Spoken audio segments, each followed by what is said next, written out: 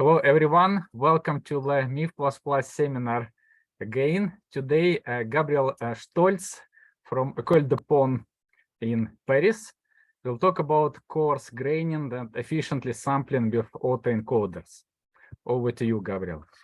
Okay, so first of all, thank you very much for the invitation. It's a pleasure to be there, if only virtually, but at least it's I got to know this MIF Institute and the people there. So today I'm going to talk about some machine learning technique relying on autoencoders to do some free energy computations. So essentially, I wasn't completely sure whether everyone was really at ease with reaction coordinates and molecular dynamics and free energy computation. So I will start a little bit with that and really just, the essentials. But I'm happy to say more than what I've wrote if not everyone is comfortable with that. And then after that, I'll show what we've been doing with autoencoders to learn reaction coordinates. And then a few proteins at the end to show that it works. So first I have, the slides are already on my webpage, but I'll be happy to share them on the MIF seminar webpage as well. I like usually to give a few references just for further use, because there have been a few nice machine learning reviews in molecular dynamics, and I've learned a lot from them. In particular, I think the first one I particularly like. And there is also this very nice reference that you probably know by now, but if you don't, that's also something I like to quote. So for molecular dynamics, so I'm a mathematician, but still I was raised in computational stat phys. And the kind of questions we ask ourselves are, what is the structure of materials described at the atomic level? And today talk will be mostly concentrating on proteins. And so the typical question for protein is, what is the structure of the proteins? And there we see that we have witnessed huge gains with AlphaFold and so on. So I'll be interested in more like a dynamical version, like what are the typical paths that relate one conformation of a molecule to another. And that's something that's difficult to compute, that doesn't spontaneously happen in simulation. So we need some educated and dedicated numerical methods to study that. So in terms of notation, typically today I will mostly think of Langevin dynamics. So this stochastic perturbation of Hamiltonian dynamics, where I'm adding some friction and some noise. And I will think only of systems at equilibrium whose configuration are distributed according to the Boltzmann-Gibbs measure. So that's mostly to set up the notation. I suspect that everyone knows about molecular systems in the canonical ensemble. So so the main object I will be considering today are those functions, the reaction coordinates. So that's something that captures the slow part of the dynamics and gives some kind of a coarse-grained information on it. So for instance, for the alanine dipeptide, which is a molecule I'll be considering later on, I'm thinking of those two dihedral angles that give the overall shape of the molecule. So its reaction coordinate is really some nonlinear function, the atomic degrees of freedom, that really allows to retain some kind of overall shape of the molecule. An important quantity that's associated with a reaction coordinate is the free energy, and it's defined as the minus the log density of the values of the reaction coordinate. So what this formula says, it's maybe easier to write it like exponential minus beta f of z can be seen as the sum of the states. The states at psi of q is equal to z fixed. So I'm summing all those states with the weights exponential minus beta v, and then I get the free energy. So it's really something that describes the overall probability to observe a given value of the reaction coordinate.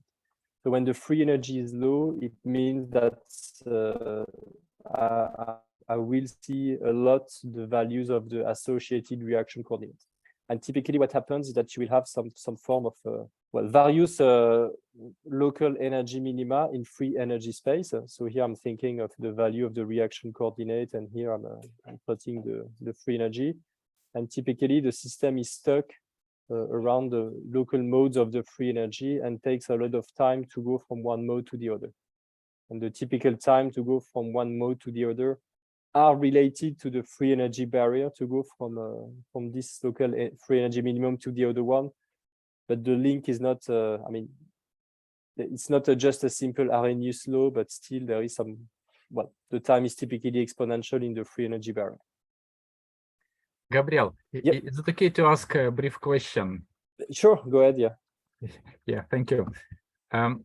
So you mentioned two dihedral angles. I guess their coordinates on this torus T, which appears in the first line, right? Yeah, so yeah, that's why I'm putting torus here, but I mean, it could be more general than a torus if you're thinking about angles and so on. Although in simulation, we typically anyway are working with a periodic system, so everything's periodic in the end. So here, yeah, I mean, I've written like a, yeah, I've written a torus like that. You're right that when I'm thinking of dihedral angles, it's more like this minus pi domain which I'm periodizing. So it's not like this general. I mean, this A then would be 2 pi somehow, and not like the size of the simulation box. Okay. So do these sequences of dihedral angles do they encode a protein backbone? Yeah, that's the idea, and that's what I'll be doing. Okay. At the end, it's really there will be some form. Here, I'm saying that the reaction coordinate somehow is a function of all the degrees of freedom of the system. But in the end, we don't do that. We first pre-process the system. We take out, let's say, hydrogen degrees of freedom, lighter atoms, and so on. Maybe retain only the carbon backbone and so on. That's, right. Okay. So just a reminder for everyone, because usually we discuss crystals, but proteins are a little bit new objects for us. So protein backbone consists of alpha carbon atoms, an ordered sequence, right? And indeed, it's very natural to take with the dihedral angles between sequential bonds. But could I ask, how about distances of these bonds? So I mean, so maybe I'm going to this. Yeah, sure. Since not everyone is comfortable with the proteins, and I mean, maybe I can discuss this example. So it's this alanine dipeptide. And so what the typical degrees of freedom that explain the shape of the system are those two angles, phi and psi, or maybe it's the opposite. I don't remember just right now. So it's really a dihedral angle, meaning that here we have a bond, and then we have some rotation around this bond. And so so if we think of the central part of being fixed, it means that we have two possible orientation for those two legs. I mean, they can rotate around this central object. And then we can look at here in my example, I can look at the free energy as a function of those two angles, meaning that I would fix those two angles exactly, and then I would somehow let the other degrees of freedom live their lives. So I mean, those bond lengths may oscillate a bit, all those ones, and maybe also have oscillation from those bending angles. And so the system has a little bit of flexibility, not too much typically. And so you would be summing somehow all the configuration with those fixed values of the angles, and then you would recover some two-dimensional diagram like that, where the deep colors would correspond to minima, and the bright colors would correspond to maxima. So here we can identify three local minima. Gabriel, proteins are also a little bit new for me. Could you please highlight in this picture? Do you have one alpha carbon atom or two? So here, I mean the alpha carbon atom. So that wouldn't be with alpha, blue one. It's the blue one would be well, not completely sure about what it is, but it's the green ones that are carbon alpha. This one might be a nitrogen. I would say nitrogen, but that's maybe wrong. Red is probably oxygen. And so Yes. here the carbon backbone, you would have the two green things, the blue. Here this one, this over here, over here, over here, over here. So in the end, you have eight, I think eight. Yes. Eight Carbons. atoms, and Oh. that's why the initial the input would be the position of those eight atoms here, and so that's how you get your 24 degrees of freedom as an input. Okay, so this picture shows not even one amino acid, but a couple. Right? Yeah, those are two, because it's alanine dipeptide. It's two. There are two. There are two of them. Yes. Right. Okay. Right. Thank you. Yeah. So that thank was you no. for- It's an important thing, and so maybe before then I'll show the other another protein, which is chignolin. And in this case, I mean, even from the representation here of the protein, you see that somehow I've already taken out all the degrees of freedom. You only see this kind of backbone. So this protein is called hairpin because it looks like a hairpin to attach the hair. And then it can have various conformations, like this would be like the nicely folded conformation. This would be a misfolded one because there is a little defect in the fold, and so this part is a bit off. And this would be something that's completely unfolded. Alanine dipeptide, I mean, cannot be really unfolded. You can only change angles, but this one has enough flexibility that it can be completely, well, it can be much less ordered. And the last example we have is something like that, HSP90, which is just a mess. I mean, it's a huge number of atoms, and here even the notion of a carbon backbone doesn't really make sense. So, I mean, biologists would be here to say that let's focus on this part where the fun happens, and let's look at a carbon backbone over there, just on some part of a protein. Okay. Yeah. Thank you, Gabriel, for the examples. No, you're welcome. I mean, happy to share the little knowledge I gathered on proteins, because it's not really an expert there either, I would say. So I mean, so we have this reaction coordinate. Typically, reaction coordinates, we have them in material science as well, but then we would more think like of a coordination number, a packing number, something like that. Here for proteins, yeah, typically it would be some kind of RMSD, so some distance to some reference structure or some angles, as in the alanine dipeptide case. So for finding reaction coordinates, it's something which is very useful, because once you have it, you can compute a free energy, and you can also bias the dynamics by the free energy so that you better explore your configuration space. I would say that the historical way of finding a reaction coordinate is to base yourself on the physical and chemical intuition, and that works for many systems and worked for a long time. I mean, then it's by sufficiently knowing your system, you end up by knowing that this degree of this loop in the protein is doing that job. And so if you want to see that, probably it's good to look at this quantity and so on. So physical chemical intuition is nice, but it requires domain knowledge, it takes time. And when you have a new system which you've never seen before, you know, like de novo proteins and so on, you don't have a really good intuition for it. But it makes sense to use machine learning, because also there are lots of promises in machine learning about automating tasks. And so people started thinking about machine learning techniques for finding reaction coordinates, I would say like 10 years ago. And so as a mathematician, I like to, I mean, there are lots of methods. I have next slide, which I won't be commenting point by point, but just to say that, well, this is a table of possible machine learning approaches. So the point is that there are lots of them. So it makes sense to classify them. And as a mathematician, I like to classify between supervised learning in situation where you would know the metastable states. And what you would be interested in would be then how you transition from one state to the other. Typically, for what I have in mind, we rather work in an unsupervised way, because we have this protein and we don't really know this new protein, let's say.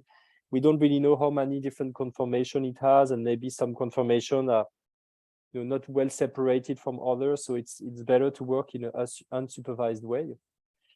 And there today, I will be thinking about static a static approach to that. So I mean, I'm thinking of a collection of snapshots or configurations of the system, which I will consider as being sampled according to the target Boltzmann measure, and no dynamical information or link between the configurations. And there, I mean, typically you can distinguish between, I would say, historical approaches based on PCA, which were there already in the 80s in biology, and more recent nonlinear approaches, in particular autoencoders, which will be my focus today.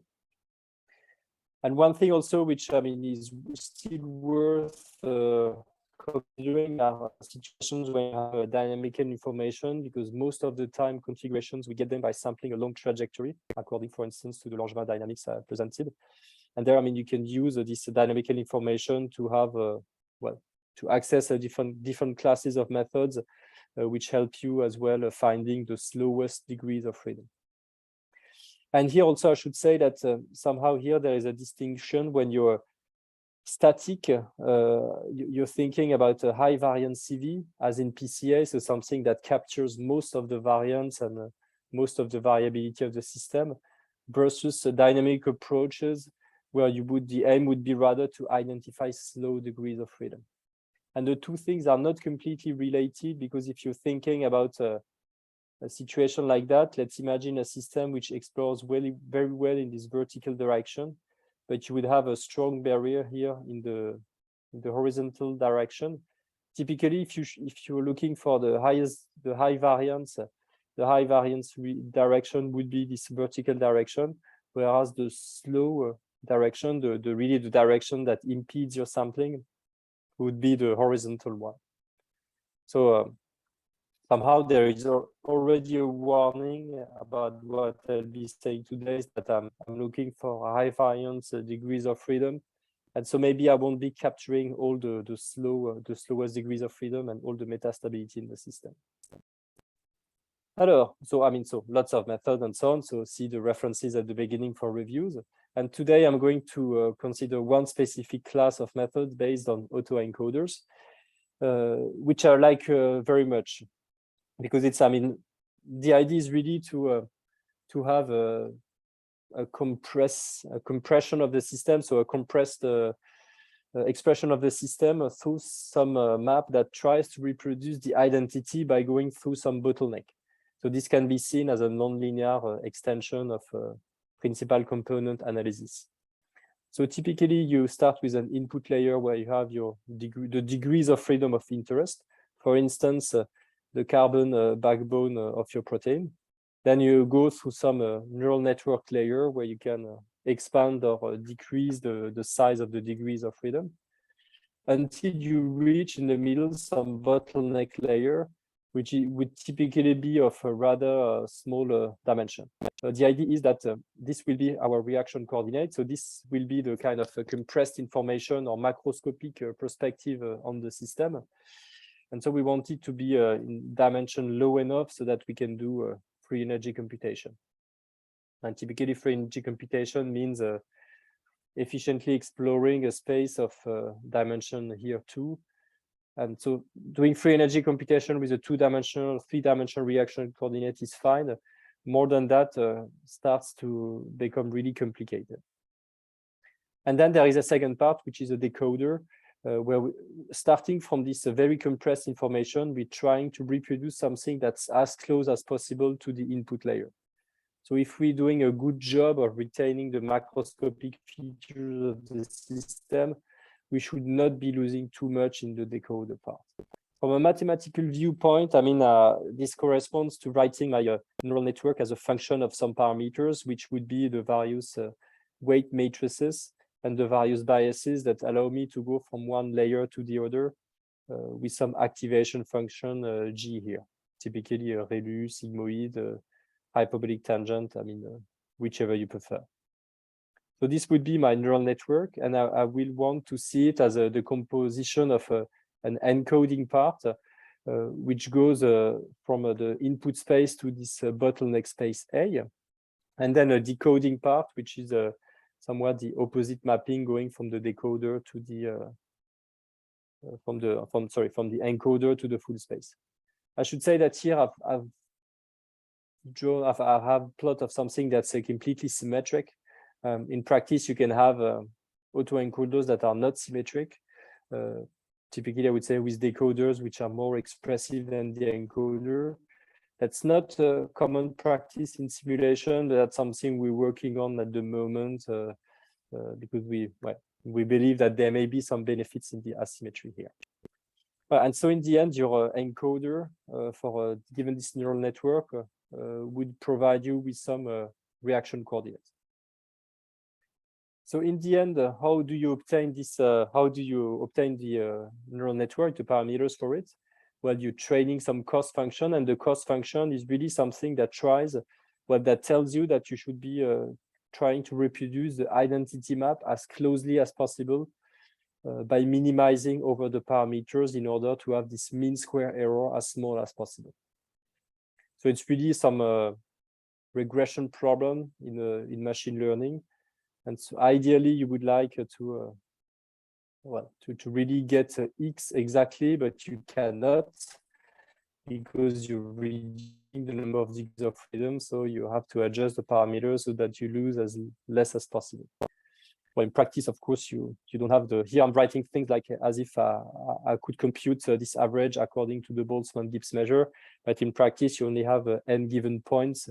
So you would compute this empirical version where you only try to fit as closely as possible on the training set. So typical choices for the measure would be points distributed according to the Boltzmann-Gibbs measure. And input points here I've switched from Q to X because maybe I'm not considering the full atomic configuration, and typically I'm not. And so I'm reducing the number of degrees of freedom, so taking out irrelevant solvent degrees of freedom first, and also maybe lighter atoms like hydrogen and so on. I'm also probably, because the protein is somewhat, can rotate, translate, and so on, I'm probably recentering and aligning to some reference structure so that it always starts from the same orientation and so on. So there's a little bit of pre-processing here that may be important. Well, then there was something to now you can train your neural network. Maybe on this slide, the only thing I want to comment is that usually when you train your network, you do a little bit of regularization by adding some kind of loss penalty on the parameters so that they don't take too large values. Here, in what we've done, I have to say that we had enough sample points so that we did not really see overfitting. But that's something that one should keep in mind. That's always important to check, I would say. Now to free energy. How do we compute the free energy? I mean, once we have this reaction coordinate, the point here is that this reaction coordinate is given by the encoder of a neural network. So it's typically a very complicated function, and computing its gradient is already not so easy. I mean, of course, you would not do it by hand. You would use some form of automatic differentiation using Adagrad or whatever you want. And there are some molecular dynamics packages that do that for you. In particular, Plumbed, which is the one we've been using. But so, I mean, so computing grading psi is difficult. Maybe some people do it for you.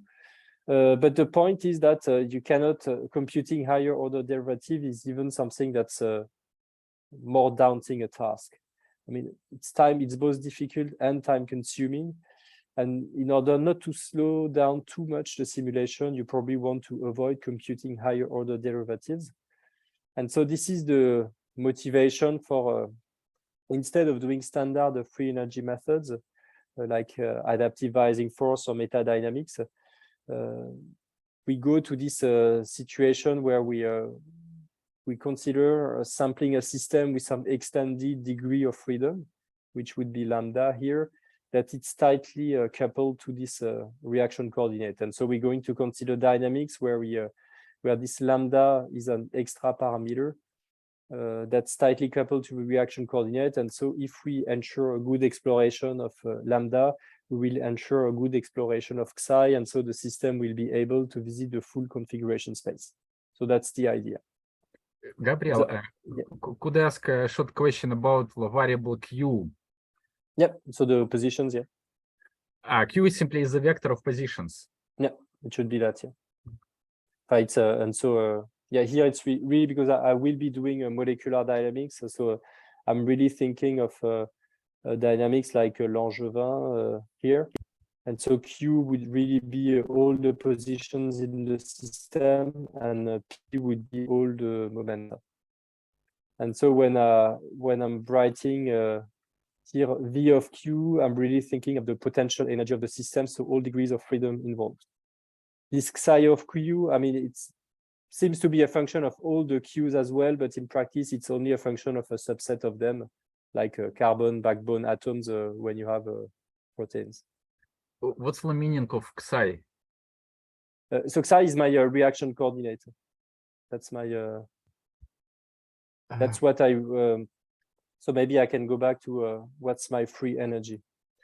So the aim is that I have this I have the system with with the exponential minus beta V of Q would be my Boltzmann-Gibbs measure, and what I'm after is computing the free energy associated with that reaction coordinate psi.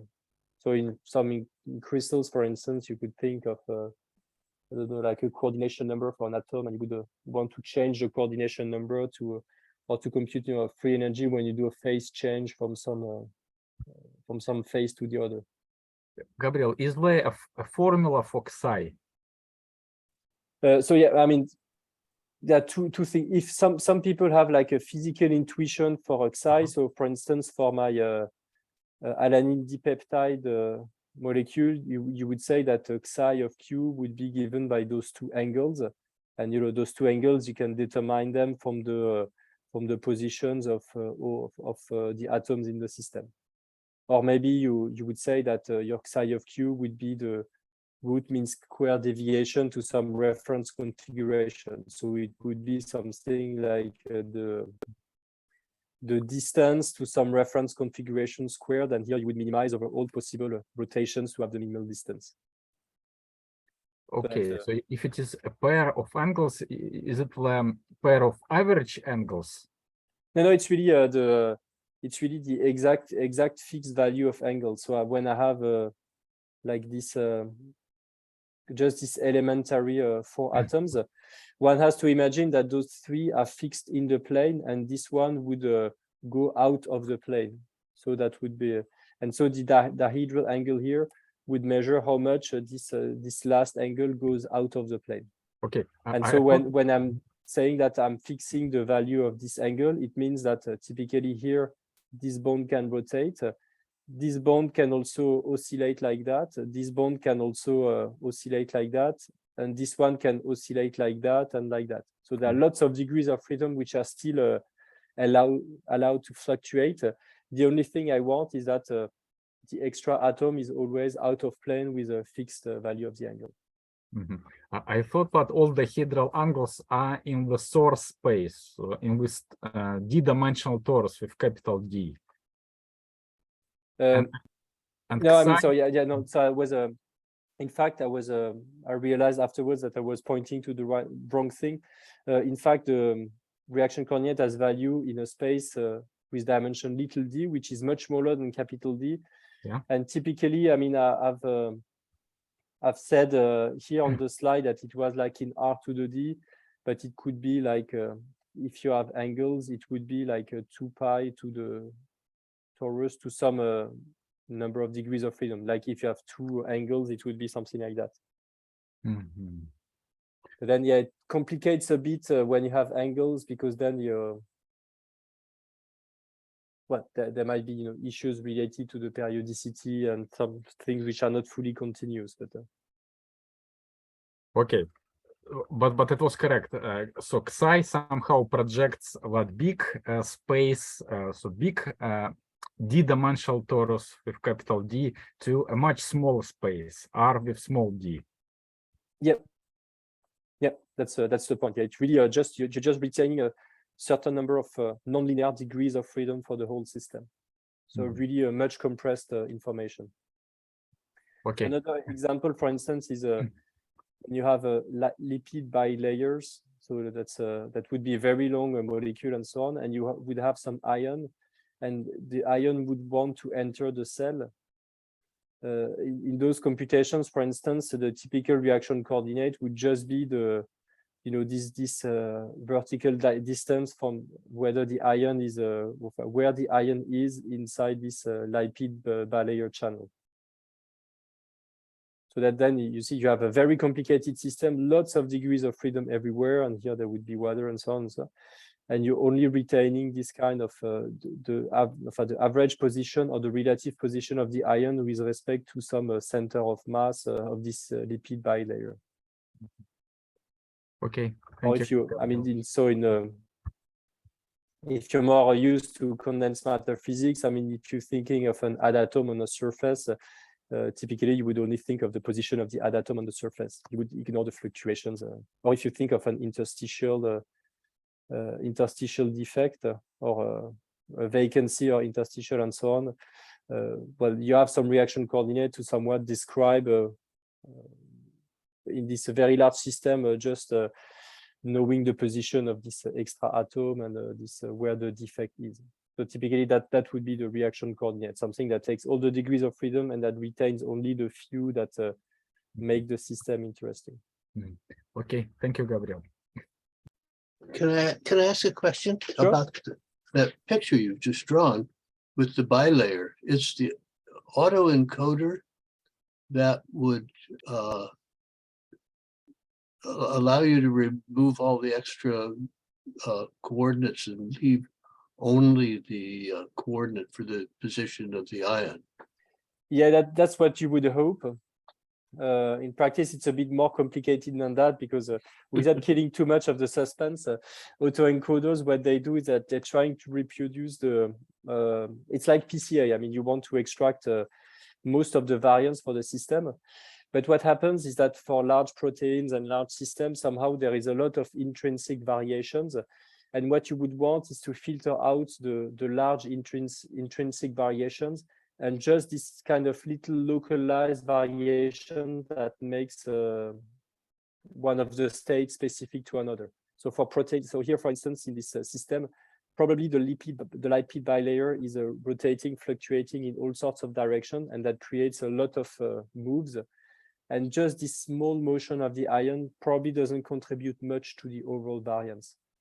And so, with an autoencoder, you would have to include lots of a very large bottleneck size before you have enough dimension and you start capturing the motion of the ion. Thank you. But still, I mean, that's our hope when we do machine learning, that something automatic comes out, but maybe we need to do some pre-processing and so on. So domain knowledge kicks back in at some point. So yeah, I was at this situation where somehow here, what I'm saying is that if I have configurations which are really sampled all over the phase space, everything's fine, but typically you're remaining stuck in some part of the phase space. So you want to kick the system out of your local metastable state and you want to explore the full state space. And typically for that, you're using free energy biasing methods, such as adaptive biasing force or metadynamics. And there, given a reaction coordinate, you have a method that tells you that you'll be exploring all the values of the reaction coordinate. And the way it works is that in your dynamics, instead of having just minus gradient V as a potential, you will add the gradient of the free energy. And this will force the system to explore higher free energy modes. And in fact, you can show that in average here, the biasing of the force seen by the system is 0 in the direction of the reaction coordinate. So that's really the idea of those adaptive biasing methods. One thing, however, to make some of those methods works, like ABF, so it's more of a technical thing, is that you would need higher order derivative of psi. And so maybe I will skip that part just to say that somehow what we do is that we are coupling our reaction coordinate to some extra meta degree of freedom, which is something that approximates the value of the reaction coordinate. And we have dynamics, which are called extended adaptive biasing force dynamics, which makes sure that this extra degree of freedom can vary in well, all over the place. So for instance, for our dihedral angles, we would have some extra degree of freedom that samples all the possible values of the angles, and so that the molecule is fully allowed to explore the whole space. So for if you're more used to materials, I guess that if you had interstitials or vacancies, we would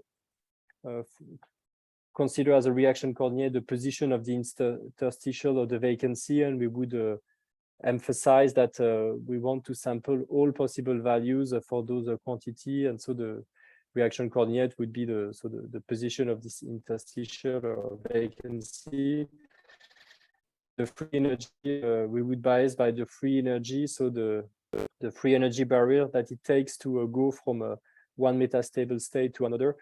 We would negate it to the dynamics, so that in the end we have some form of a free diffusion of the interstitial or the vacancy, and so that we see lots of configurations. So that's what really those free energy bias methods are. So maybe let's keep that up. And so that's so even if I've lost you on the part on the free energy part, it's not such a big deal, because in fact it's the message is rather general. The point is that the interesting systems you consider are metastables. I mean, that don't spontaneously explore all possible configurations. Otherwise, you wouldn't be thinking hard how to make that happen. And so in practice, what we're going to do is some form of importance sampling. So typically, instead of seeing minus gradient V in our simulation, we want to have minus gradient V plus some modified potential, which will help seeing more transitions. And one can advocate that a very convenient choice for this perturbation potential here is to use minus the free energy associated with some reaction coordinate. And the idea is that if we look up the system with the modified potential energy function, and we plot the histogram of the values of the reaction coordinate, we will have something which is completely flat. So it's a sign that the system is really diffusing all over the place. So that's nice in terms of exploration capabilities. What is less nice is that then you're messing up the reference measure of the system enormously. And so you really explore much higher configurations with much higher energies. And so if you're trying to, if you remember that in the autoencoder loss, we were computing the average of the mean square error with respect to the Boltzmann measure. Here we've totally changed the Boltzmann measure. We're putting a lot of emphasis on high energy states. And so we're not exactly computing the same quantity as we were initially targeting. So the idea here is that, well, we do a simple trick where we do some reweighting. So typically, if here we would add some weight exponential minus beta v tilde of x. So if we bias the dynamics by v tilde, here we're just taking out this extra weight, or maybe it's rather plus here, sorry. So here we would be sampling exponential minus beta v plus v tilde, and so we correct for the bias we've created here by adding this weight factor there. And so in the end, it's just a standard regression problem for finding the parameters of the neural network, except that now we're weighting each configuration by some weight, which is related to this exponential weight, which says how much we've biased our sample. And so then this opens the way of really, so that's when we have, when we've changed the measure. And now we can do this nice thing where, which will be a bit after, this nice thing where we say that, okay, we are going to run the dynamics without biasing it. So we will be stuck in some metastable states, but we have some configurations. From there, we learn a reaction coordinate, so something that describes some compressed information on the system as low dimensional as possible. And from this reaction coordinate, then we compute a free energy associated with it. We bias the dynamics of the system by the free energy, and then we explore a bit more. And so because then we explore more, then we recompute a reaction coordinate and so on and so forth. So we're going to do this iterative procedure where we alternate between phases of exploration, which are facilitated by the fact that we're biasing the dynamics by the free energy, and other moments where we update the reaction coordinate because we've discovered those new metastable states. And so it's good to recompute the reaction coordinate to take into account this new information. Before we do this, I would say this modified, this iterative procedure, there was one little sanity check somehow, is that I'm starting with those two very simple Gaussian distribution. So here the first one would be rather elongated in the x direction because I have a covariance which would be large in this direction and something that would be rather compressed in the other direction. And then I've got this other distribution, which is the opposite. I mean, I have it's the other way around. I have lots of variability in the vertical direction, and it's a very thin, very concentrated in the horizontal one. So what we've done is that we've taken points according to those two distributions, and then we've played with a very stupid autoencoder, which would be something that starts from 2, goes to 1, and then goes back to 2. And it's on top of that, it's just a linear thing, so it's more or less doing PCA. And so what we're doing is we're training either on the set of configurations distributed according to the first Gaussian, the second Gaussian, or we're trying to work with the points distributed according to the second Gaussian, but where we're going to reweight the points so that they have a weight which would be the one under the first Gaussian. We from the second data set, but with this ratio mu1 over mu2 of the probabilities for each of the distributions. So if you believe what I said in the slide before, in the last case, you should have the same result as the first one, because even though the training points are really not typical for this first Gaussian, you've done some reweighting to make them typical again, and so they should give back the same reaction coordinate. And so when we do the result, that's what we find. So here we see a heat map of the encoding function. So that's the function in the middle. So typically for the first Gaussian, most of the variance comes from this x direction. So we would expect some psi function, which gives us some a decomposition of the distribution in this horizontal distribution. Whereas for the second case, we would expect a psi function, which says that this maximal variance direction is really according to the horizontal direction. And so that's exactly what we see, because here we have the level sets of this encoding map, which are indeed like vertical lines in the first case, horizontal in the second. And for the third one, even though it's the same training set as for the one giving the vertical lines, because we reweighted it, then we are back to a situation when we can learn the features of the original distribution, the one which is elongated in the x direction. That was just to sanity check somehow to make sure that this reweighting procedure works. And that's also something we can do on something that's a bit closer to a molecular system. So it's this two-dimensional entropic switch potential, where the dynamics would at high temperature go through one path, and at low temperature it would go to another path. So you have two transition passes, either the direct route or the route that goes the top, and depending on the temperature, you're choosing one of them. And so here what we do is that we run a long trajectory, and then we see that we have a metastability and typically in the x direction. If we start from around here, we remain stuck for a long time before we do a jump there, and that's what we see here, that most of the time we spend it here, and then sometime we spend a bit of time there, and then we go back. So in this situation, what one can do is that we can use some kind of free energy biasing. And so with two kinds of reaction coordinates, so we can say that I'm taking this psi of x1, x2 to be either x1 or x2, which means that I will say that I will have either a free diffusion in the vertical direction if I have x2, or I will have some free diffusion in the horizontal direction if I'm taking x1. So we do that. We take this molecular system, we bias by the free energy.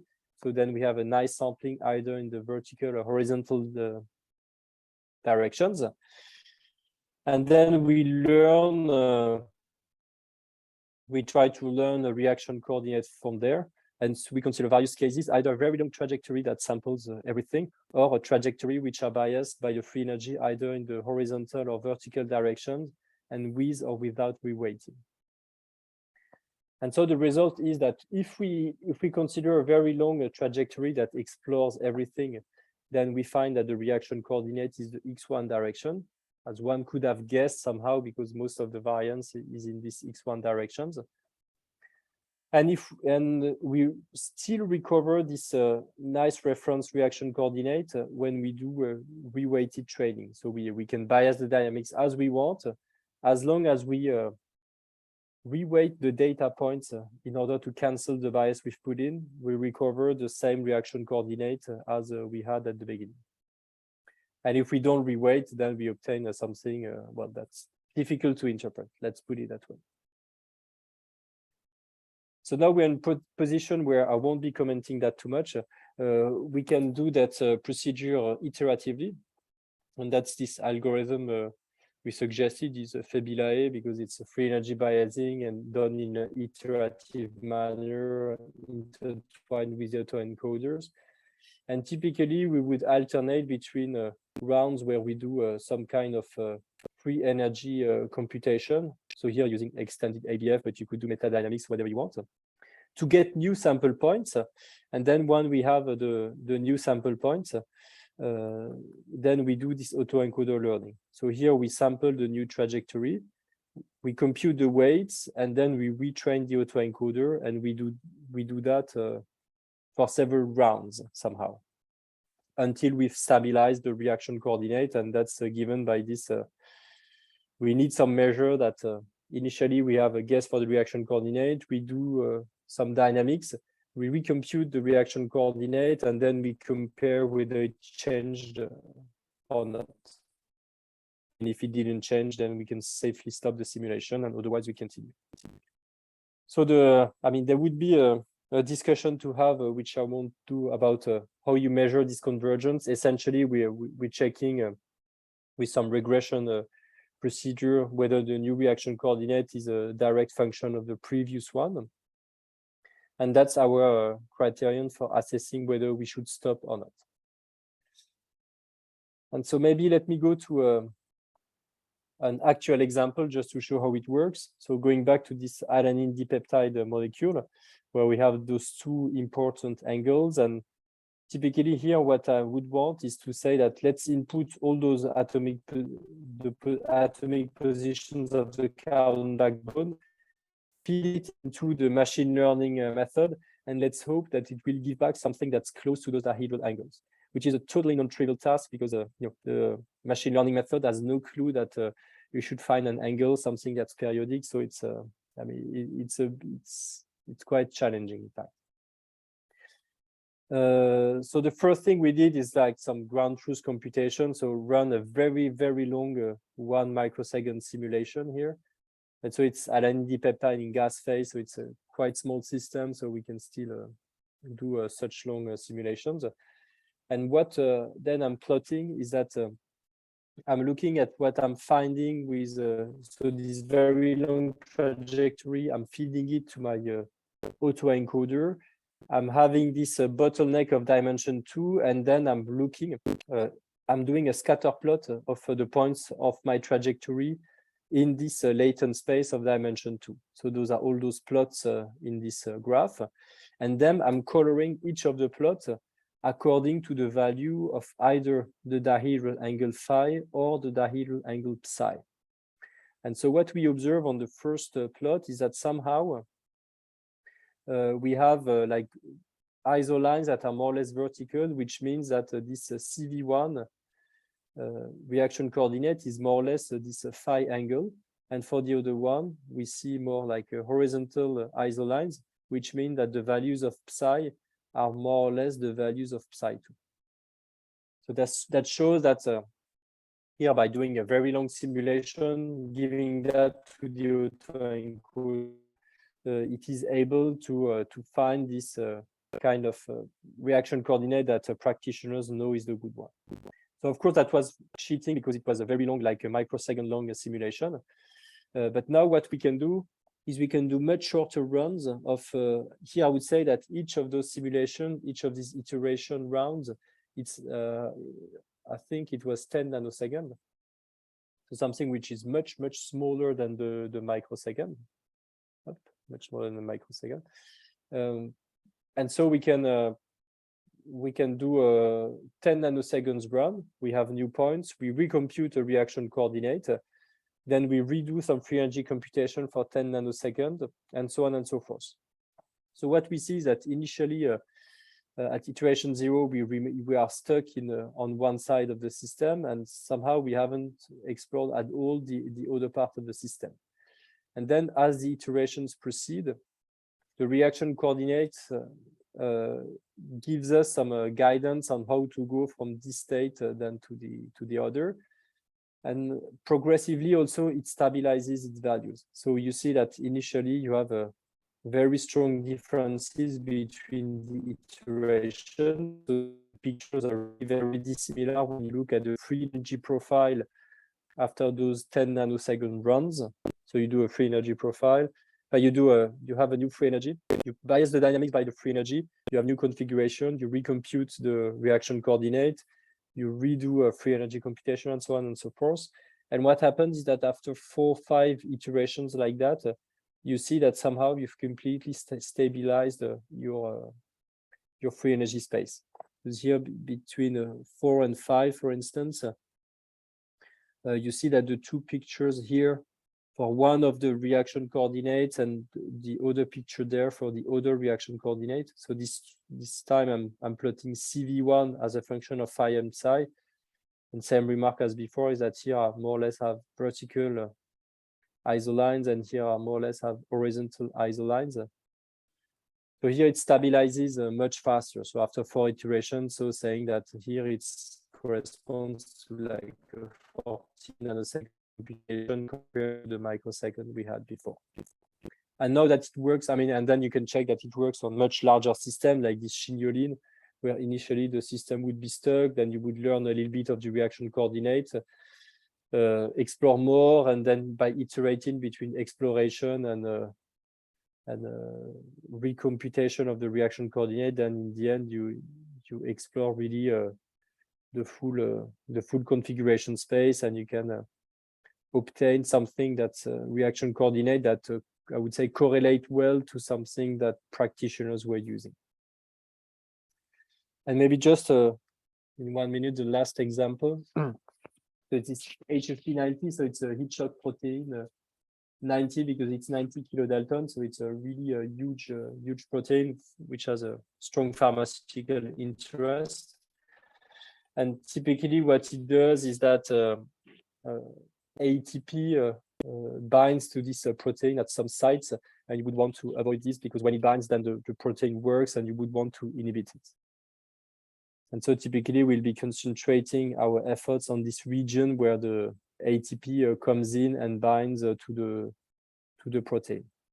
So it means that here there is a loop, a certain number of atoms. So biologists are there to tell us that, you know, in this N-terminal, in this terminal domain, probably you want to focus on just that region. And so let's look at the carbon backbone in this around this region where the ATP binds.